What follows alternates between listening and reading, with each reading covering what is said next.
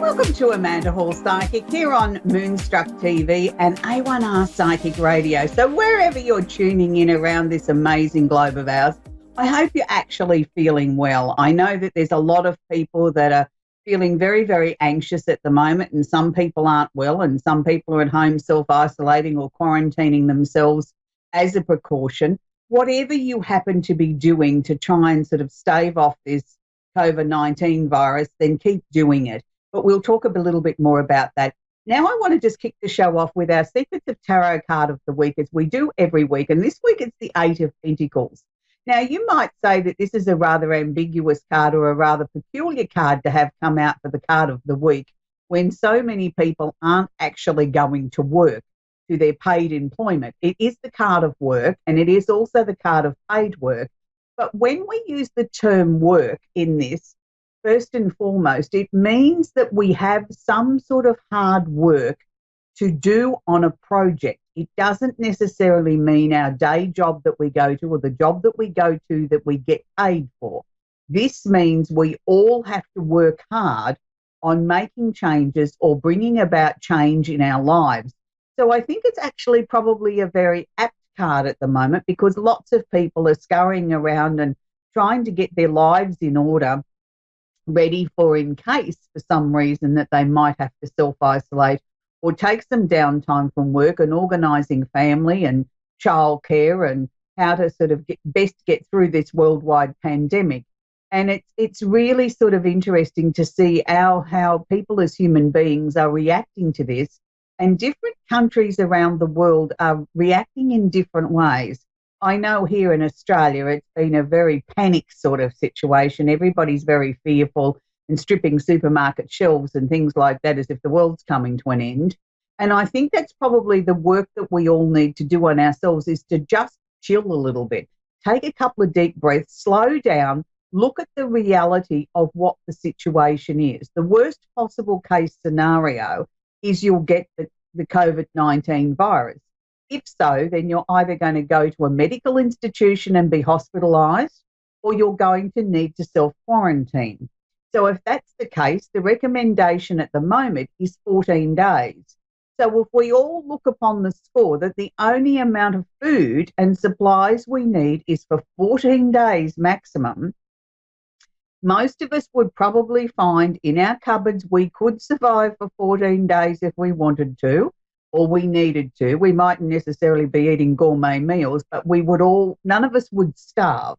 Most of us have enough store cupboard supplies to scratch together a meal of some description. And if you're not feeling well, you're not going to be wanting to eat a gourmet meal anyway. So I think we all need to just sort of take a couple of deep breaths, calm down, and start to sort of put together a plan of action. And that's what I feel this card means this week for everybody. So I want to quickly get through the candle of the week so that we can then sort of talk about astrologically how this pandemic is affecting the world. So obviously I've chosen the healing candle this week. I've had a healing candle burning now for a couple of weeks, as much as I possibly can, and collectively putting the globe into it, not just myself and my immediate family and my friends, but everybody, so that everybody can sort of feel the healing sort of energy coming. And I think collectively we can all do that, even if it's only focusing for a couple of minutes in a meditative state, or looking at a candle if we've got one that we can burn, and just send healing to the world. I think if we all band together, I'm a firm believer in the power of positivity and prayer and things like that. And this is another form of prayer. If we were all collectively spend a few minutes a day trying to send some healing energy around the world, I'm sure we're going to make a big difference. So for those of you that might want a travel kit, I've made it up this week of travel, also love and healing, because I've chosen the travel card because I feel that encompasses the whole world. And I do feel that we all need so much more love and understanding at the moment to help people through this crisis, and to sort of understand that people are going to be a little bit short-tempered, not themselves, because they don't know what to do. They're frightened, they're concerned about money, they're concerned about their loved ones, and they're concerned about their own health. And then finally, the healing candle. So now let's move on astrologically to what I sort of feel as being a professional astrologer for close on 40 years now. And it's not sort of normally an area that I work with in looking at how we, are predicting a health sort of situation. That's a very specialised area of astrology, and that usually comes back to an individual chart. But what I've done is collectively looked at where the planet placements are today, just prior to the show, so that I can sort of talk as much as I can up to the minute of what I'm seeing. Now, on an astrological level, we have a plethora of planets sitting in Capricorn at the moment. Now, the Capricorn energy is an earth energy. So it's practical, logical, down to earth, grounding, stability. It also governs big business, government, and anything official. Now, that brings in hospitals, the medical fraternity, anybody that works in a health or service industry that is connected with our physical health, not so much our emotional health, but our physical health. Yes, our emotional health needs looking after too, and it does come under this category, but not quite as strongly as it does when I say the Capricorn energy really does govern things like hospitals, nursing homes, health facilities, things, doctors, places that we go to get medical help. Now, with the plethora of planets and some of the other luminaries and some of the other parts that we add in astrology in a more advanced way, and I'm going to include those in my report this week so that you can understand a little bit better, I suppose, why people are panicking so much. Why has there been such a shift of energy in the last week? Why is all of a sudden we're getting more information being shared with us than what we were previously? All of a sudden, governments and officials are now sort of opening up and being what we see as being a little bit more transparent and opening up with better suggestions and giving us more information. Well, number one, Mercury, the planet of communication, finished going retrograde less than 7 days ago. And if you watched the show last week, I said that once that planet went really, really direct, not just sitting in the stationary position, we would get a flood of information, which is exactly what we did. So Mercury has been going direct now for about 4 or 5 days. So this is why all of a sudden the floodgates of information opened up. But I want to focus on the energies that are sitting in Capricorn. Now, it's a very lengthy sort of segment with the amount of planets I'm going to talk about that are sitting in Capricorn. So first and foremost, we've got the moon's south node. Now, the south node is not a planet, but this shows us in the chart where we look at things to take the easy way out. Now, it's the first part of this. Taking the easy way out would be ignoring it, would be not acknowledging the fact that this is a worldwide pandemic and we all need to be on board. We all need to be vigilant. We all need to be following good health and hygiene practices, no matter who you are and where you live in the world. The next planet that's coming out, that these are all literally holding hands with each other and they're all sitting in this one piece of pie, if you want to put it that way, is the moon. Now, the moon moves very fast. It only stays in a sign for about 2.5 days.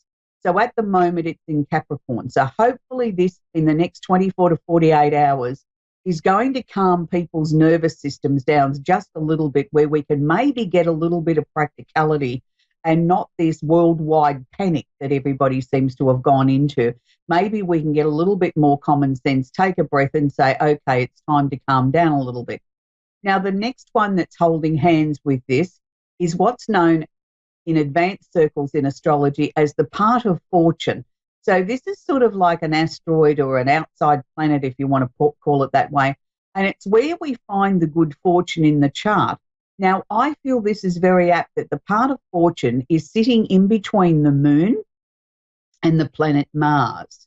So that it's the emotional versus the planet of action, or the planet that we look to use to go to war or motivate us to get up off the couch. So to me, I feel by everybody starting to sort of calm down, become a little bit more rational, maybe then we'll find our part of fortune, which isn't about money, but we'll find some breakthroughs or some directions moving forward that we will be able to proceed with as a world, as a collective, to be able to find ways to combat this or to minimise the risk of this spread. And I think a lot of that is being shown by world leaders shutting their borders, not allowing people to travel and move around as freely as what they did. And if that means foregoing some sporting events, some rock concerts, some people gathering in large quantities to be able to sort of slow the momentum down of this pandemic, then that's what it's going to take.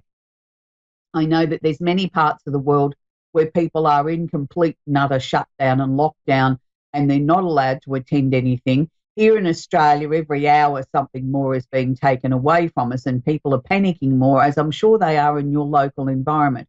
But can I stress, this is for our betterment.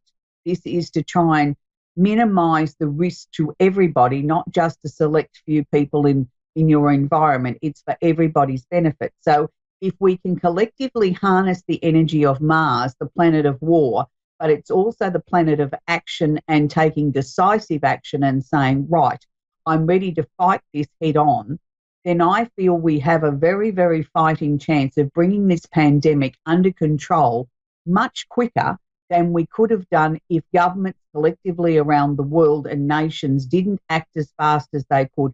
This could have been more catastrophic. So even though it may be a disruption and it may be scary and it may be unnerving and you feel very stressed, just know that everybody seems to be acting in the best interest of all of us to curb this as quickly as possible. Now, the next planet we have is the planet Jupiter. Now, Jupiter is the planet of expansion and opportunity.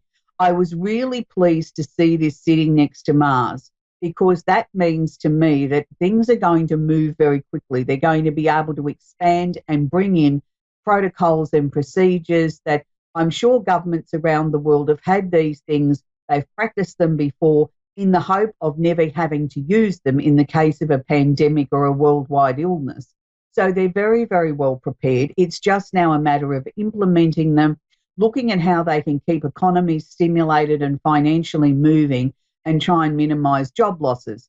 Now, the next planet is Pluto, the planet of transformation, and those that watch the show regularly will know I often talk about Pluto. Pluto's been sitting in Capricorn now for a very long time. We'll still be there till about early 2022. So he's on the tail end of trying to completely transform us, of asking us all to release anything that we no longer need, and we need to collectively as a globe start to structure our world in a different way. And this is part of the slow but definite lessons of Pluto, is that we cannot continue to go on treating the globe as we have done, whether it's from the way that we've ignored, Mother Nature and, global warming is starting to take effect. And it's also asking us, I think, to restructure the way we do things financially and looking at the things that are more important to us in our lives. Is it money, or is it our family, our friends and our health? And I think we're going to see a very, very big shift over the remainder of 2020 as people start to reassess and reset their goals of what and how they want to live their lives. Now, the final planet here is Saturn, the planet of discipline. Now, Saturn sits in a sign for approximately 2.5 years. Now, he's on the last couple of degrees of sitting in Capricorn. So Saturn's basically saying to us, I've already given you all the lessons. I've already waved the big stick. I've jumped up and down. I've said to you, take notice of this and that and the other. If you haven't, then now this is the results of things. So I actually sort of feel with Saturn sitting here as the last planet, I'm actually quite pleased, because to me, I feel he's saying to each and every one of us, you have the tools to get through this crisis.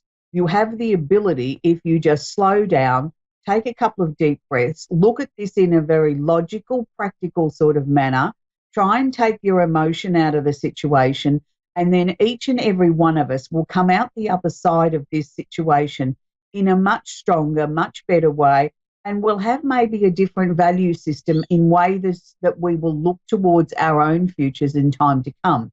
Now, I know the other big question besides the pandemic is the world going into a global recession? And look, my inbox has been full between questions on the COVID-19 virus and the fact of a recession, and are we heading towards a depression? So I did actually, before the show, have a look at where the planets were astrologically when the stock market crashed in 1929 to see whether or not there was any similarities that I could turn around and say to you, well, yes, okay, it looks like from an astrological standpoint we're heading towards another Great Depression. Well, I'm very excited and pleased to say I didn't see any correlation. I actually feel we're in much better shape than what they were back in 1929. The only thing that I could say to you that is very similar, and it wasn't in 1929, it was in 1936, was the planet Uranus was also sitting in Taurus at that time, but it wasn't until 1936. In 1929, it was sitting in Aries. So there was really nothing I could say. The only things that I could say to you that might sort of correlate in a very vague way was where we have Pluto in Capricorn now and has been there for a very, very long time. Back in 1929, Pluto was in the exact opposite sign of Cancer, where it was asking us to focus more on our families, our immediate environment, and shoring up our family home and our family finances. Now, Pluto's asking us to shore up the world. So it's a very different placement. The planet Neptune was also then in 1929, was in the opposite sign by exactly 6 signs from where it sits currently in Pisces, which is asking us to be more flexible, to find intuitive, different sort of ways to find solutions to problems. Then it was in Virgo, where it was saying to us that the way that we approached our work would have to be restructured. We would have to come up with some creative solutions. So what they did back in the Depression was when they started to build major highways around continents and countries and things like that, the governments had to restructure and find big projects to try and keep people in employment. So I hope that's helped you. We're going to take our first caller, which is Jessica in Litchfield in North Dakota. Are you there, Jessica? Not yet. Well, we're just waiting for Jessica to pick up the phone so that we can talk with Jessica. I do apologise that I've seemed to have gone on a lot about the astrological side of things, but I felt that was important because I'd had so many messages and from people asking me, could I focus on that a little bit more? So it was important to sort of try and calm the fear and everybody's hysteria down a little bit. If I've been able to do that, well, then that's a good thing. So we're still waiting for Jessica. So I'll just keep talking until we have Jessica coming back on the line. So I hope wherever you are in this amazing planet of ours that you've started to sort of take a little bit of time and breathe and sort of look at where you want your life to be going for the remainder of this year, because it is important that you use this time to maybe sort of find some inspiration, to find what really makes your soul sing. And I think that's very important. We're so busy in our day-to-day lives running from this and that and the other and trying to keep a house and a roof over our head and, making sure we've got a nice car to drive and good food on the table and keeping up with the latest fashion or whatever might be important to you, that I don't think we have enough time to just sort of stop and breathe and reassess that where we're going and sort of look at what is really, really important to us. And really what's important to us at the end of the day is having your health, having some personal happiness and being with the people that you love and that you care about. We're going to move on. We've lost Jessica. We're going to move on to Chelsea in London in England. Are you there, Chelsea? I am, yes. Do you have a question I can work with, please, today, Chelsea? I was just wondering about my current relationship at the minute. Okay. Do you mind sharing with me the person's first name, sweetie, so I can tune into them? Sorry? His name? Yeah, just his first name, sweetie. Yes, please. Adam, okay. Very, very interesting. I feel that Adam's going through a lot of changes at the moment. Do you sort of feel in the last few weeks that he's been sort of, I was going to say standoffish a little bit, sort of like a little bit distant, as if he's preoccupied trying to sort out a lot of what's going on in his life at the moment. He sort of feels as if he's got to reorganise things. I don't think Adam copes that well with having to make major decisions. It's sort of like he tenses sort of up and sort of doesn't know what to do and sort of shuts the world out. Is that how you sort of feel? He's been shutting you out a little bit? Yep. Yeah. Look, Yes, he darling, I has don't been, think yeah. that's intentional. I think it's just that he's trying to sort through what's the next things, what's the next steps of his life. And I do feel that he's not overly happy with the job that he's got at the moment.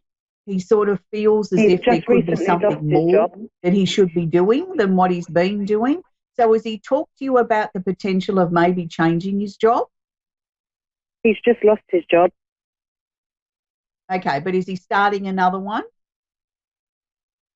Not that I know of, no. Okay. Look, I don't feel it's going to be that long before there will be another job. And I just sort of feel once we get him back into some different type of employment to where he's just left, and it doesn't need to be sort of completely changing the type of work that he does. It's just that he's left that very stressful situation. We're going to put him into something else. Look, I'm seeing April, so whether or not that means before Easter or just after Easter, but I'd like to sort of hope that he could sort of hang out till after Easter and give himself a chance to have a bit of a rest, get his head clear, work out what it is that he wants, what he doesn't want. I mean, I suppose the major thing for you, Chelsea, is that you're concerned, is he sort of questioning the relationship between us? I don't think that's really the case, in as much as questioning it as is he going to break up with you? That's the furthest thing from his mind. What he is questioning is how he feels about you, that he does feel that this relationship has real potential to become very, very serious, and he wants to make sure that he can offer you something. You know, he is quite an old-fashioned sort of man in that sort of way. He still sort of believes that he's got to be the one to be able to bring something to the table to offer you some sort of future. I mean, that's very admirable and very chivalrous, but, you know, in this day and age, us girls are quite able to look after ourselves. So, but he still We have seems been to together feel 10 years, though. What's wedding? We have been together 10 years, and he walked out and left me for someone else 3 weeks ago. This as being more permanent now. You know, I don't know whether he's never in this 10 years sort of talked to you about marriage. It's sort of like he's looking at, he keeps saying to me, I want to make this official. So that's why I felt it was marriage that he was thinking along. He walked out and left me for someone else 3 weeks ago, and I haven't seen or spoken to him since.